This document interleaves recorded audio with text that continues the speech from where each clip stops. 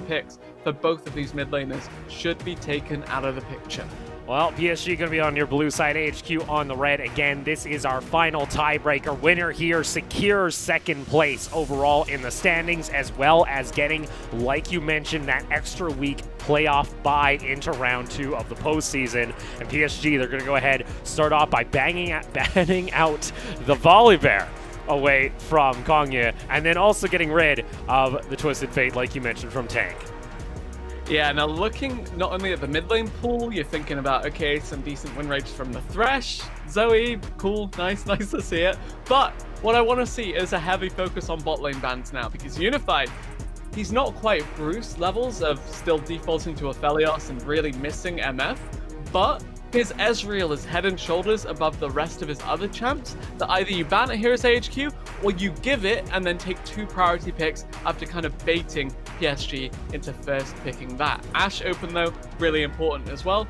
Gonna be super telling as to how these two teams do fill out their comps based on the marksman they select. But you do see here River, when given the opportunity, blue side, Graves is open and want to try and get that locked in instead of having to fall back to the Lee Sin. We have seen time and time again when that is taken first by the other team. As well, we see a couple of those playmakers being taken away from Kaiwing, so maybe want to try and get something for him early in this draft. We'll see though what AHQ look to respond with.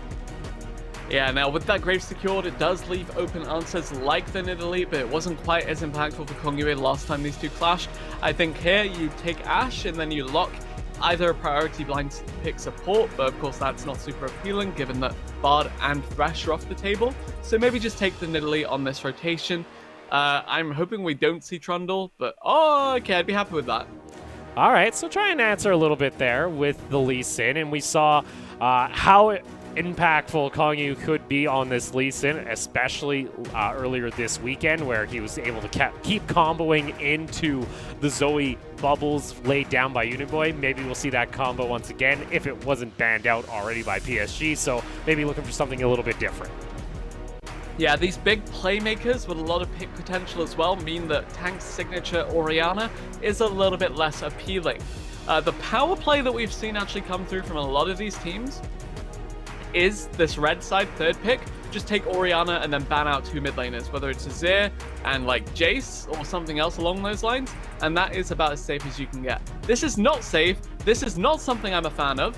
This is an Aphelios without the Thresh. But they are going to go with maybe a little bit of a heavy engage themselves on the form of the Nautilus, but like you said, not as much safety as if you have a Thresh with that Lantern being available. That being said, it's an Ashen lane, so she's not going to pressure you all that much, just going to chill back, auto from a distance, chuck out a volley here and there. So it does give scaling opportunities to Unified and Kaiwing. I think this may be a slight oversight from AHQ saying, alright, we'll prioritize scaling for Wako and Ysera as well, and just unlock Ysera as early as possible, but these bot lanes are very similar in their kind of playstyles. All right, do see though that Syndra getting locked in here for Uniboy, so going to have that nice big spike, and this is already kind of screaming for that, you know, first to second item power play going to be coming out from AHQ, and getting themselves online before that Aphelios is available for Unified completely. I think you just ban Jace here, honestly, because it's such a good pick into Syndra and it's been a Hanabi flex. But of course, yeah, third picking mid and then targeting out the mid pool is something super common for these red side teams. It wasn't quite the blind Orianna, but it's still a very safe blind pick, and taking out the LeBlanc would really make this a very, very safe draft for AHQ. Let's see now though, PSG, they still have 2 bans of their own and just want to try and get rid of some of that heavy engage that can get paired alongside the form of an Ashe in that bot lane for Wako and Ysera, as there is still not many options. Maybe we see a fallback to something like a Kench. I suppose you could, just because it does have a lot of innate safety, but at the same time, actually, yeah, I guess Braum is the only other good option here. Braum would be fantastic into Nautilus, because into melee, great. Plus Graves and Aphelios do get kind of ruined by that big shield. But at the same time, taking Ysera off of a playmaker is a little bit of an eyebrow raiser. All right, here though, Gangplank. Not going to be available there for Hanabi up in the top lane, one of his go-to signatures. it still shows that maybe Civ is looking to have that counter pick in the top lane still as we get into the second round of bans. And there you go, Braum gets taken away. Really not many options left here for Ysera. Looks like it'll be the Kench.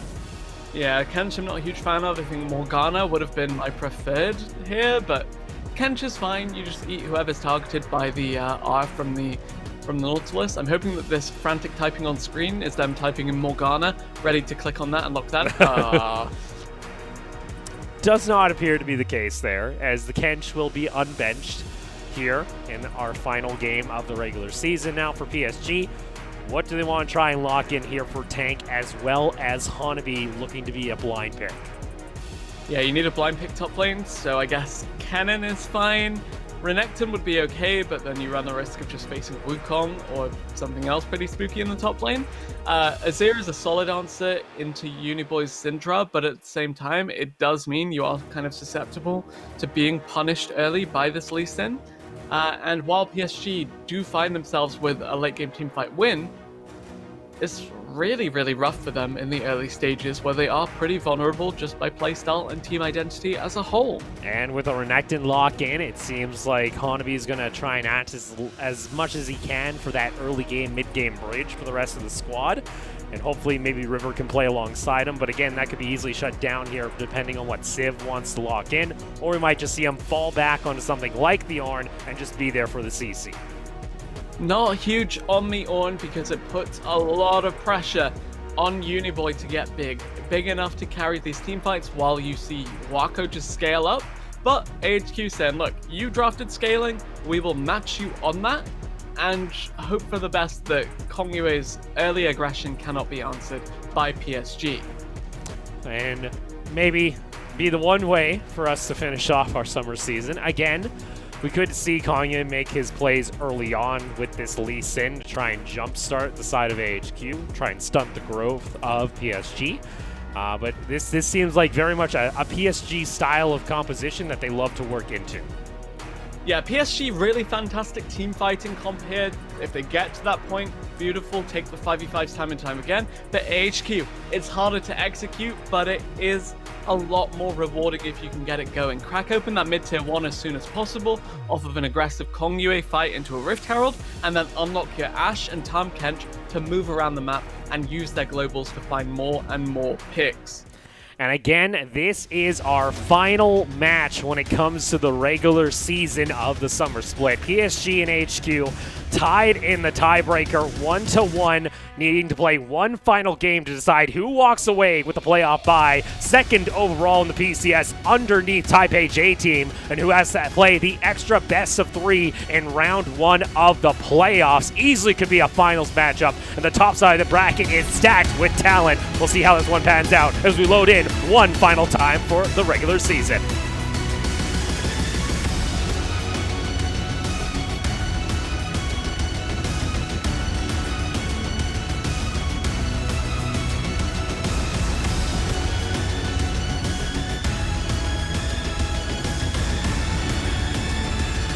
Welcome to Summoner's Rift.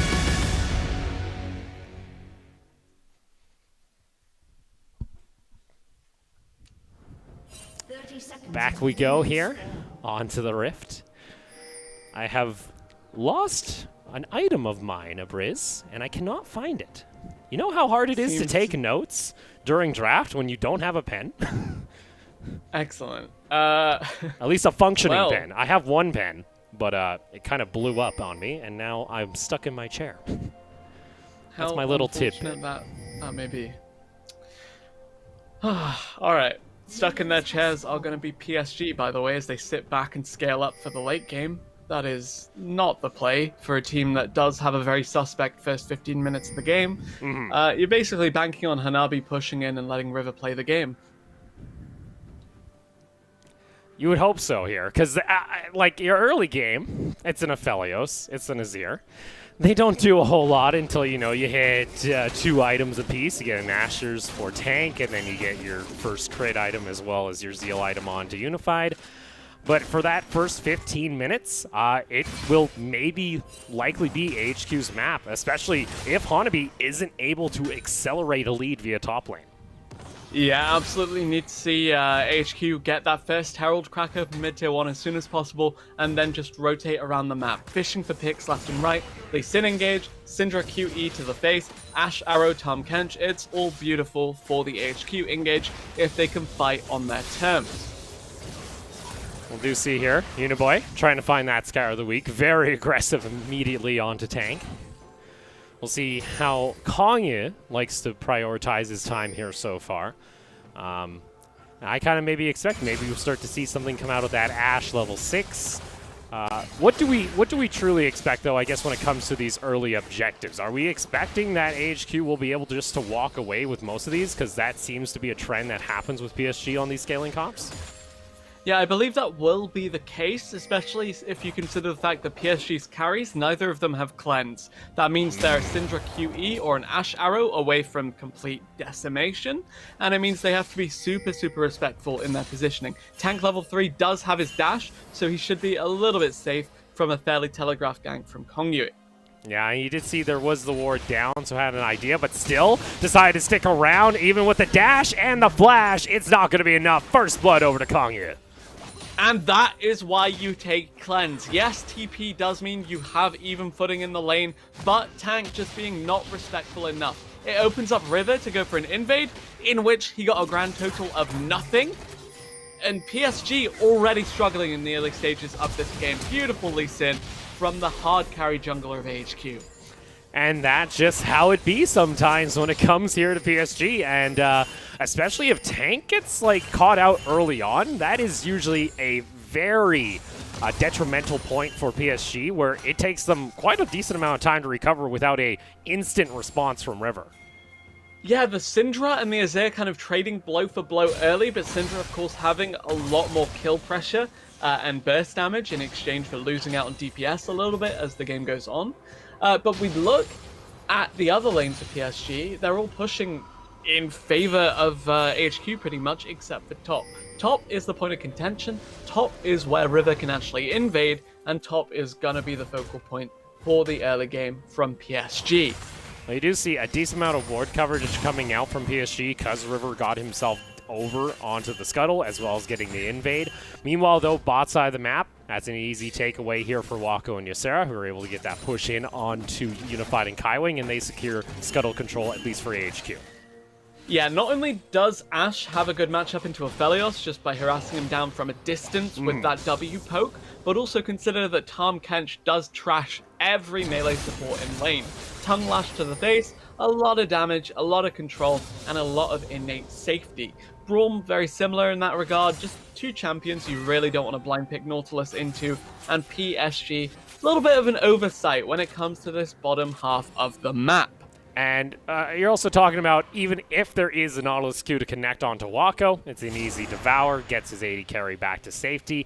And we're also talking about Wako himself, which, like I've mentioned many times for AHQ, as even in games they are down early and they lose, Wako is still either very far ahead or slightly ahead in golden experience because he does not die in lane. I actually found out something the other day, by the way, about a certain rune and playing marksman. And that is that cut down is incredibly giga value if you're permanently behind in levels because the enemy always has more health than you. It's a good option, and it's why you see 80 carries moving away from coup de grace in the yellow tree. All right, I know that's why we were also thinking, you know, why Caitlyn's been getting really popular is because she just naturally has one of those lower health pools, especially when you're going up against two tanky bot lanes. You're going to likely be able to get some decent damage out onto them. All right, who's playing cut down Sona from here on out in the carry role? Is that the secret of the Sona Lux bot lane we've been seeing elsewhere globally? I thought it was just... Rakan has like similar low health as well, but... Yeah. That feels like that would be a little bit inefficient, you know? They did buff the Q, I'm just saying, all right? That's some extra... W max damage. They were like, Rakan buffs coming to a PBE near you, and I was like, yes! And then I looked, and it's like 20 extra base damage on W of all things at max rank, and you're like, what? Come on, with cut down, that's like an extra, what, 4 damage? Come on. That's big value. All right, every little bit of damage matters. Big value is this cull investment from Hanabi, who's already winning heavily on CS. Yeah, the only redeeming factor for this PSG early game is this Renekton. And they will need to play through him, which usually River is good at doing. Though he has been just, again, in Graves' power farming mode. As we've mentioned a couple times before, too. When you are on the Graves, it's very difficult to dive that top lane just by the fact that your auto attacks won't go through the tower. You see there a little bit of a trade coming back as Kaiwing wanted to get the hook. A little bit of a route there, but nothing else matters. Yeah, you can opt to focus down the Tahm Kench in this lane, but as it turns out, his health regen is kind of imbalanced when it comes to harassing him down. So AHQ more than fine with how that trade played out. Wako just floating around between the Drake and his enemy bot lane so that he can run interference should the need arise. Unified level 6 could do something, but probably not, as Kaiwing is just chilling back. Yeah, and Wako at this point too, going ahead and just upgrading his Berserker Greaves immediately. He's just there for those extended trades as well, looking to lock down the Aphelios. But we do see now, with Hanabi getting that push in top, it does get cleared out immediately by Civ, so they do recognize that at least the Rift Herald is being started here. Hawkshot, though, is going to provide a little bit more safety over toward the side of AHQ when looking to scout this. Yeah, Drake commitment plus blue buff commitment did mean this rotation is a little bit slow from the side of AHQ. Ooh. They need this early Herald. Having an arrow going straight down the river, fishing to see whether or not they could catch out a member of PSG on the rotation back into the jungle, but Wako's arrow will not find its target.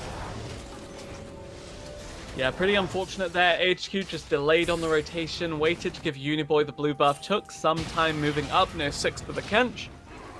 Good decisive play from PSG, but at the same time, just kind of sloppy from AHQ with prioritization, saying, look, let's get Cloud Drake at a really weird timing because they needed that 8-minute Herald to crack open the map and really unlock the bot lane, mid lane, and everybody else's playmaking potential.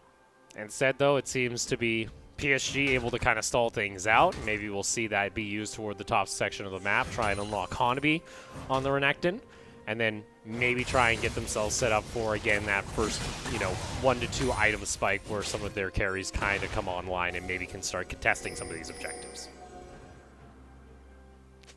Definitely now looking at these two giants starting to think about clashing as we do rapidly approach that 12 to 15 minute mark where PSG typically decide to start playing the game. I do, however, give the edge in all of these early to mid-game fights to the side of AHQ, sort of a miracle numbers advantage or skill lineup from the side of PSG, and that does mean we are probably going to see this team just sit back, farm up, and wait for the mid to late.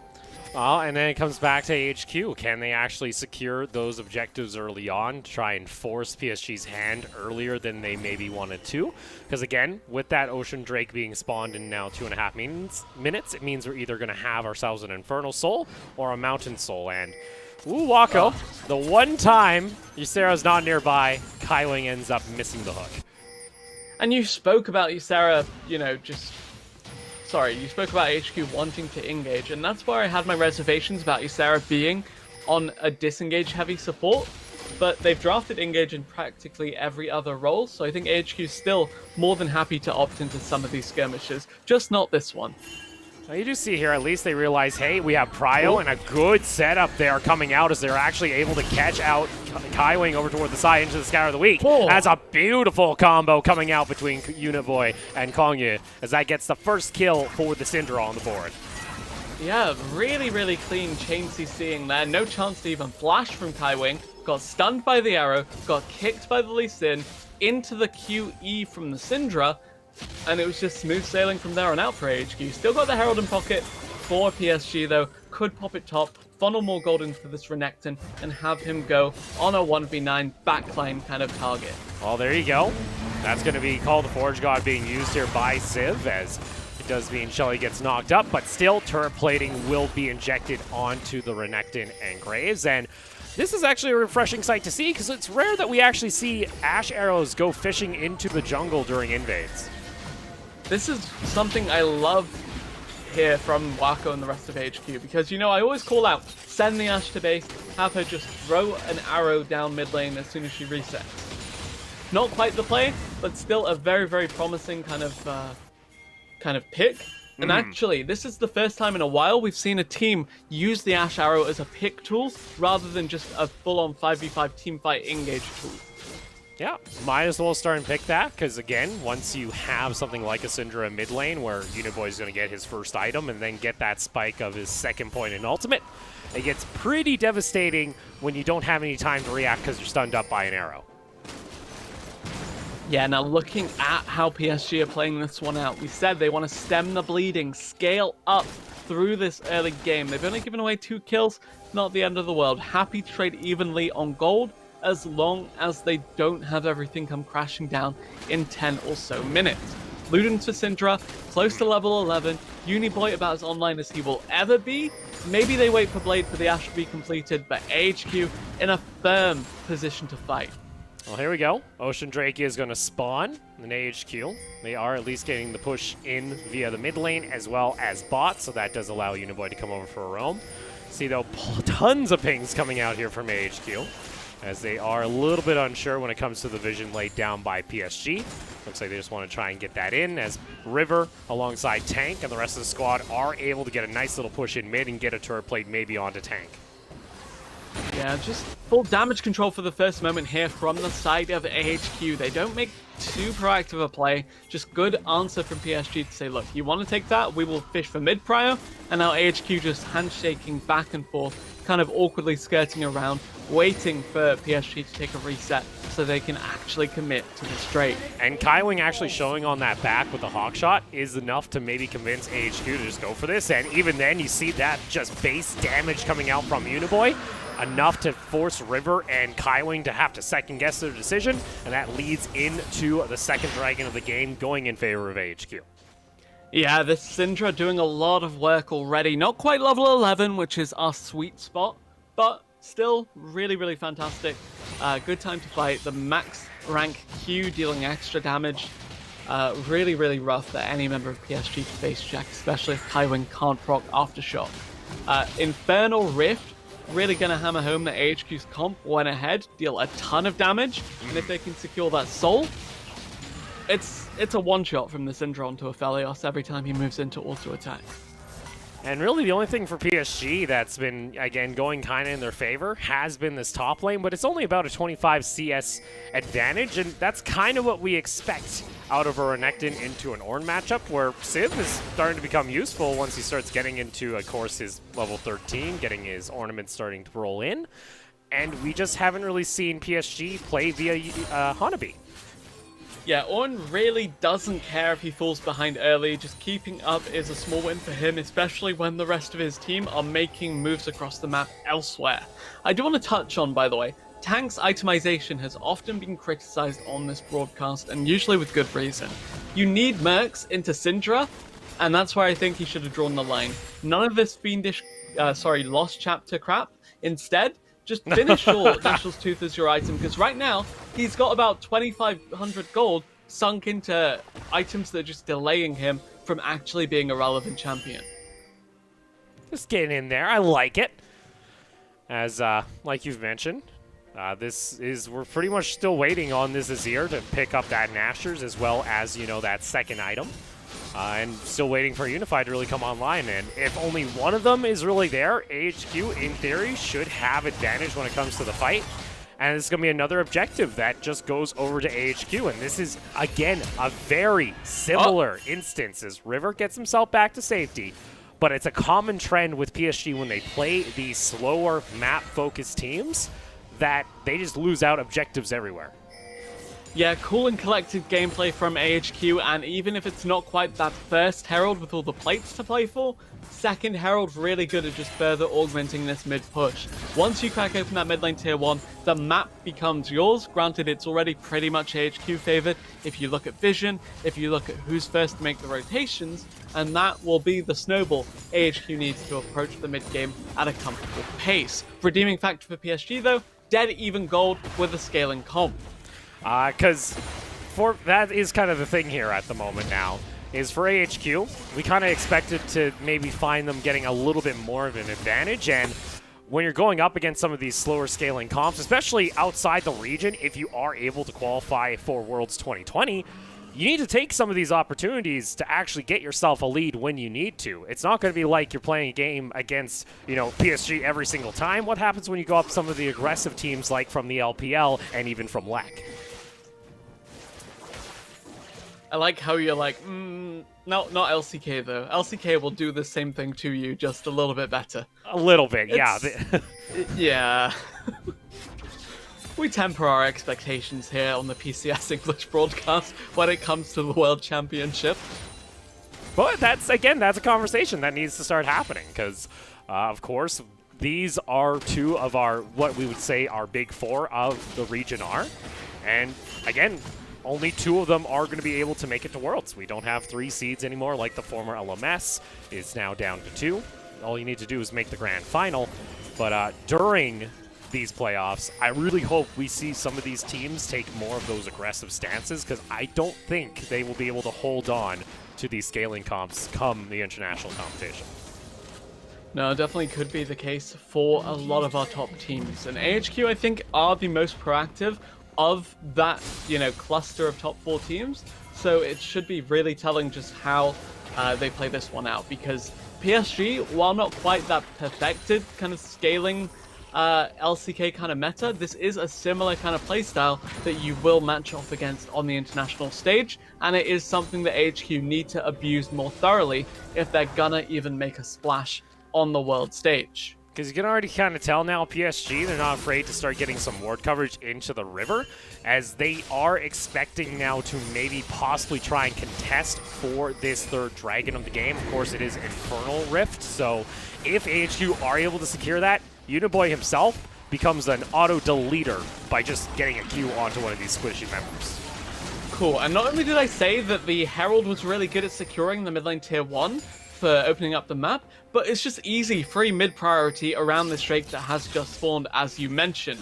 PSG now, full damage control. You're seeing they're not giving any kind of ground here. They cleared out the Herald as soon as possible, and they should look for the 5v5. Don't wait for River it to happen. Gonna get caught out into the combo. There it is. Ultimate into the other ultimate between Uniboy and Kongya. There's your arrow from Wako. It's gonna get dodged away by Kaiwing. Moonlight Visual comes out, gets some decent damage back on Uniboy and Kongya, but that is not gonna be enough to dissuade them from going for this 3rd dragon of the game. 2 tremendous issues for PSG there. 1, they don't pull the trigger on an engage before being poked out. And 2, all of their gold, all of their lead is on a Renekton who is glued to this top lane.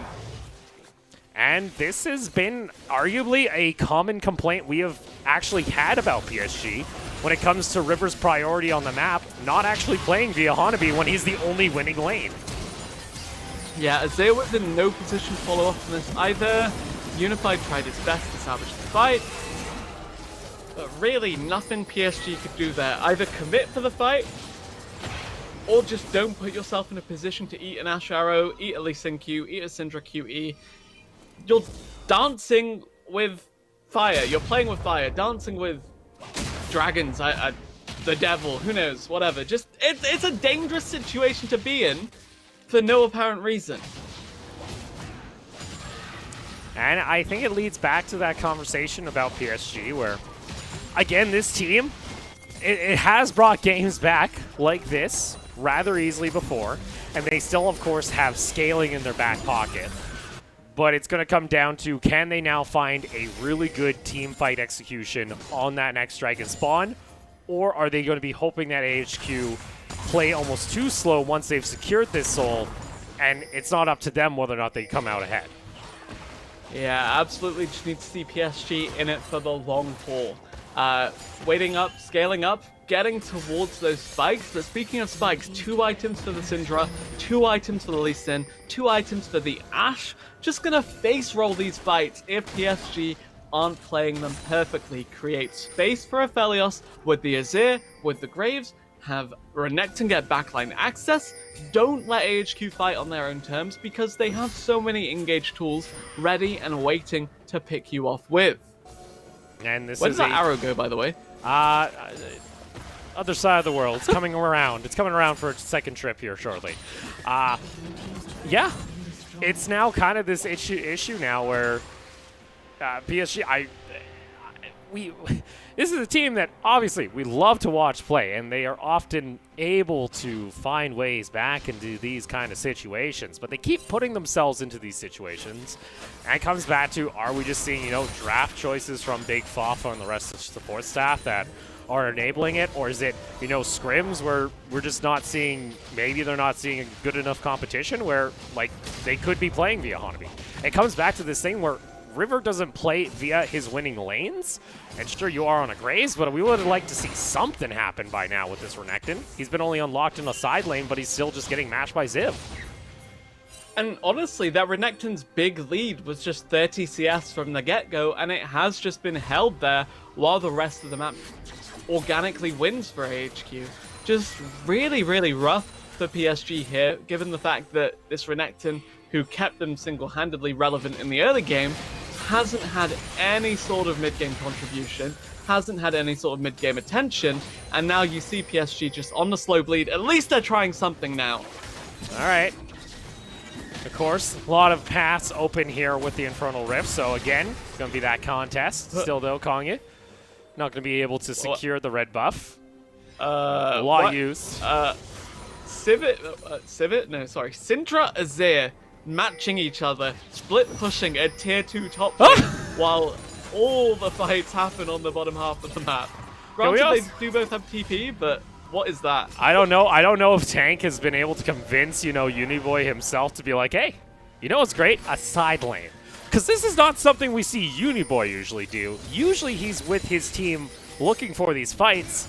Maybe he thought, all right, you know what? We still have about 90 seconds before a Infernal Drake. Likely we're not going to be using all our cooldowns then, and we'll just wait it out.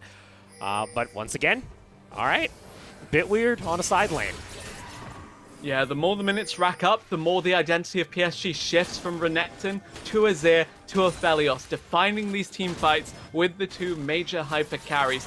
Either one of them pops off, and it's a win for PSG, but AHQ pick one of them, and suddenly there's only one threat that you can just focus down on the side of PSG. HQ holding their cooldowns now, using them to secure priority around this Drake in 20 seconds time. They're fishing. Kaiwing gets caught out toward the side, and there's your damage coming back in. Gets knocked up as well. Hanabi, though, pops his ultimate. Call of Forge God going to come out from Ziv, and Hanabi onto that backline, gets on top of Uniboy, getting some damage on down, but he's still not able to find it, and there is your early game spike wiped off the map. It's a double kill over to Wako, and they continue on forward as the bodies of PSG start to rain, and Unified, it's still way too early to think even 100 years on this Aphelios.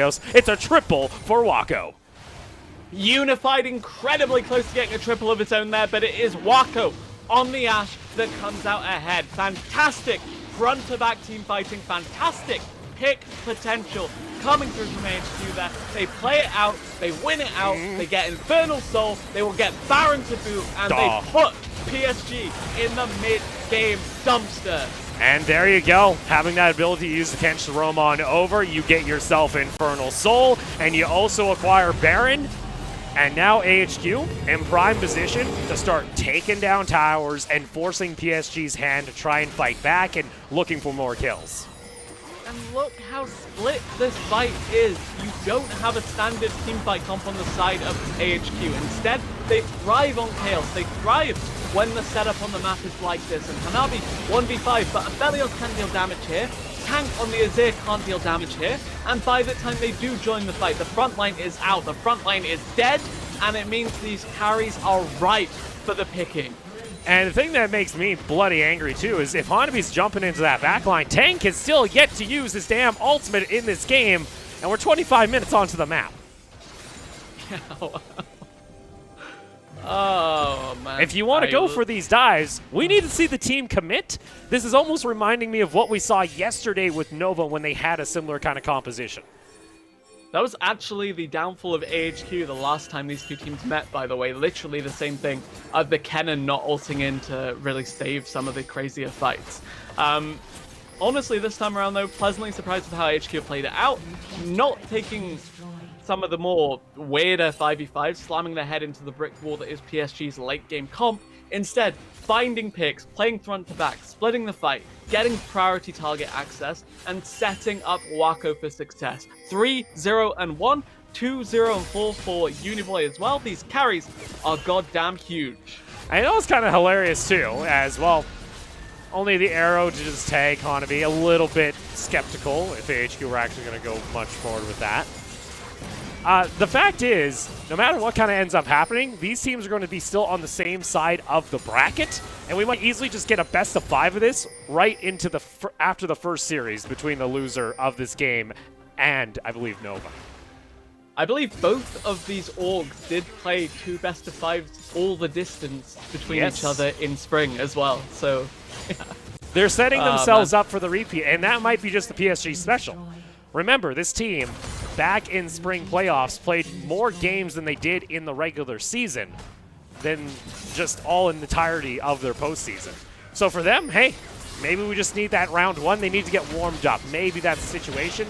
But unfortunately, them trying to get warmed up in this game, AHQ aren't having any of it. And again, using this Baron buff to its full potential. Kongyu gets himself a beautiful kick, and that's exactly what the team needs to do. Gets himself to safety with a safeguard over Diacera, and Unify can't even finish off the kill.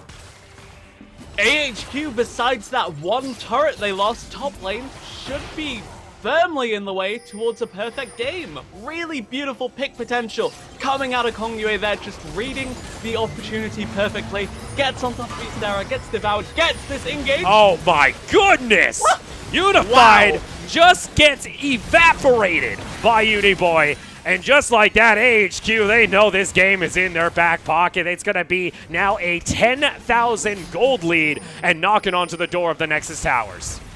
How the hell did that pick onto Unified even happen? There was no Syndra ult. The arrow didn't go. The fight is continuing. Hanabi trying to save it, but it's just too damn late, my dude. We didn't get to see you all game. Sure, they get one shutdown. They're able to take down Uniboy, but Wako's still full health. Does Tank finally use his damn Azir ultimate, or is he still not going to use this the entire game as Wako presses forward? He uses it, but guess what? You're already dead, Tank, and PSG continue to fall, much like their Nexus Towers, and AHQ, they'll lock themselves in to a playoff bye, getting the second seed in Summer PCS. 1 kill, 1 turret, and 1 near perfect game for AHQ. I don't know what PSG expected. And now this really raises concerns regarding this team at an international. They can't try and get away with these compositions. AHQ, they're considered an aggressive team, but like, not near. We are still considered, you know, in play style, a bit tame and slow. Compared 4 kills at the 25-minute mark. Yeah. I don't know if that is like, this is a necessarily the slow, aggression we're expecting. aggressive team. And PSG, like, I'm going to criticize Big Fafa. I don't think this comp works anymore for PSG because they keep trying to do this, but up against, you know, confident teams, it's just not going to happen. 2 things. 1, I think it's very symptomatic of the champion pool of both carries. You see Tank defaulting to the Azir when his mid lane comfort picks have been banned out. You see Aphelios still being a crutch for this team. And 2 is that it's bold of you to assume that PSG will have international competition based on that performance. Ooh, spicy. I like the take. And that is a very good spot. This is a team that still has to go through AHQ and at some point likely Taipei J team if they even want to make it to the final. Yeah, this was the really weird split fight, because it's Renekton that was so ahead early, finally finds backline access, but then the backline accessed him. And by the time the carries were in position to follow up, the front line was already dead, and they just get picked off left and right. And like that, you can take a look back to the to that gold graph, kind of spoke the game, like you mentioned, outside of 1 kill at the very end and 1 tower, it was going to be a perfect game for AHQ. Look at that Ornn damage, man. It's Civ, man. Most Unfortunately, in the game. for Hanabi, even though Civ was in the side lane majority of the game with him, Civ still smashed. And he was able to smash PSG really hard.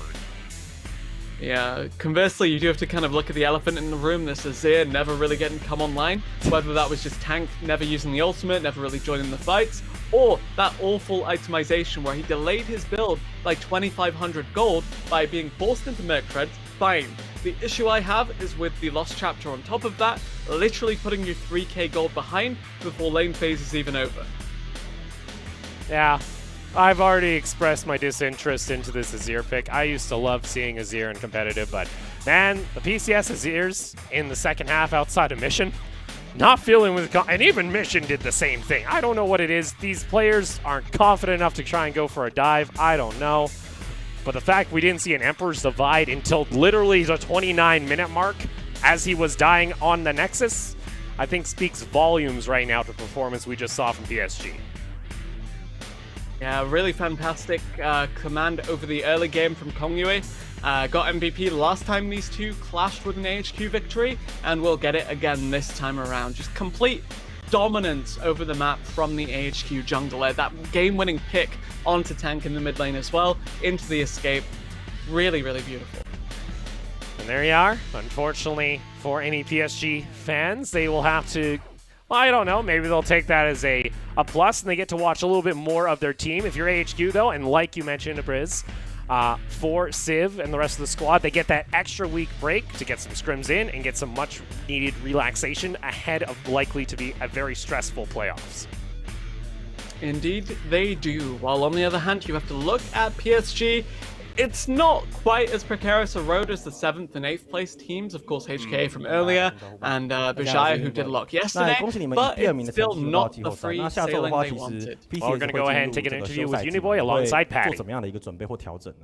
So congratulations on getting into the playoffs at second place. So we're going to have a week break before we come back to the playoffs. So does your team or you have any plans to do during the break?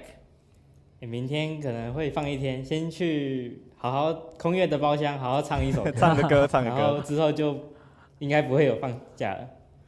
So maybe tomorrow we have a break, so maybe I'll spend some time with Komye in karaoke, and then we only have 1 day break, and so we're going to do a lot of training after that. 好的，那你们今天拿下第2名之后，其实你们季后赛第1轮是轮空的嘛？那想要请问，直接跳过 BO3， 然后去打 BO5，BO1 和 BO5 对你们最大的差别是什么？ So getting in as the second place means that you guys do not have to play the first round and we'll go straight to the second round. That also means you guys do not have to play any best of 3 games and we'll start playing the best of 5 games right away. So I want to ask you, what is the biggest difference do you think between playing best of 1 and best of 5 games? BO1 可能就是比较骰子吧，就像今天空月的李欣骰到6，BO5 就是可能如果第一场输了，后面可能抓个手感就可以抓回来，再翻盘这样。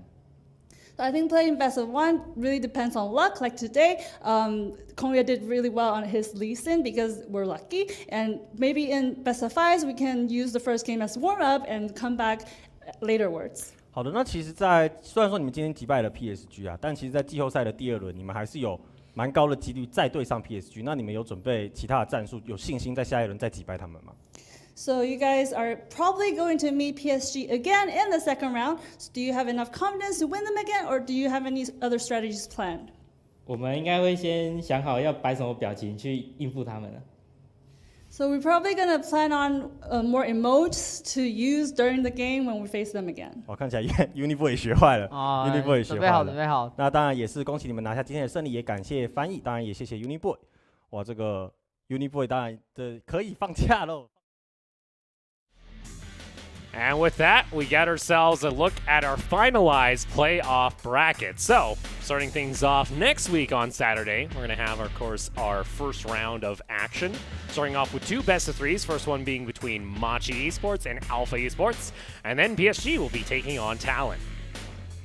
Yeah, there will of course be a week break between us and that first playoffs game, just to get teams in gear for the best of series. We're really excited to see it, but do expect a little bit of shakiness from some of these teams once they do approach the best of series. Conversely, I expect big buffs for PSG, AHQ, J-Team, and even Machi, some of the more experienced units that do have the additional coaching staff plus the additional experience when it comes to the long haul of a best of 5 or a best of 3. But you still gotta be worried, though. There was even opportunities last season where we saw, Alpha almost knock out AHQ entirely from the bracket, so there is still those wild card teams in the form of Alpha as well as Hong Kong Attitude if they get a good matchup themselves, maybe even take a game, and may even get a little bit of some of these top teams a little bit shaken if they do drop down into the lower bracket. Machi are so incredibly lucky that even if they lose to Alpha here, they go versus Berjaya. I think HKA could have genuinely given them a run for their money, and yeah, just really glad to dodge that. What is the mascot? I think it's a koala-shaped bullet there. So yeah. Well, and also the support. Yeah, your son coming out from Alpha that had some lethal death sentences. But the other thing you also have to know, too, is, again, if these teams want to make it to Worlds 2020, all you need to do is make it into the grand finals. And for teams like AHQ and J-Team, that means only 2 best-of-5 victories locks your ticket into China later this year. Mind you, if you fall down early, especially during that round 2, you have a long path all the way back with an extra best-of-5 to be played out. Yes, Opal, all you need to do is reach the grand finals, not like J-Team, AHQ, Machi, and PSG are in the way of some of the other more underdog teams who are also looking towards Worlds. Yeah, and this is also, last season how it went. We went our full distance and many of our best-of-5s, especially when it was a PSG or a Machi series, so that's not out of the question when it comes to whether or not we're going to see a lot of action. So if you thought the action was good here during summer, playoffs, we always see that next level get elevated, and hopefully we can start to see some of these top teams fix some of their mistakes, whether that is in play style, whether that comes to draft, or that just comes in communication and execution. Yeah, definitely will be the case here. Of course, you do look at the top 2 teams being clear favorites. It's nature of the game, but as we said, best of series is different beast entirely to the best of 1 format we've seen so far. Yeah, so with that is the end of our regular season of play. It's been a exciting 93 games so far in the summer split. Of course, though, like we mentioned, we saw plenty more League of Legends action to come out of the PCS.